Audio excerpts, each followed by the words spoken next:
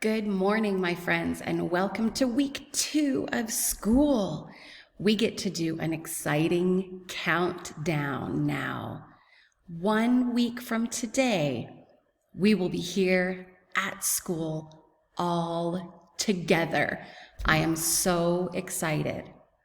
When I was a kid and I was looking forward to something like my birthday or Christmas or the first day of school, my family and I would count how many sleeps until the exciting thing happened. So that's what we're going to do together. We're going to count how many sleeps until we are at school together. So from today, there are 7 sleeps until we're back at school together. We'll count down every day. Let's get started with our calendar. So I've moved our red box to today. So let's see if you can remember what we say first. What day is it today? And the first thing we have to say is the day of the week. So today is Monday. Then we say the month of the year, September. Then what?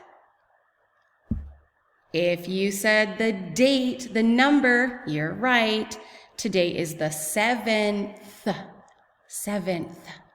And the last thing, yep, that big number that's the year. So when I say, what day is it today? You can say, today is Monday, September 7th, 2020. Well done, everybody. Now, this week, as we think about coming back to school, we're going to be talking about how some things are going to be a little bit different.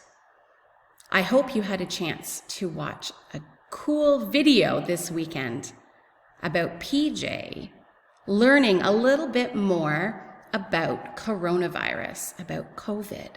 I know you've heard about this, and we've been trying to make sure everyone stays healthy all the way since March.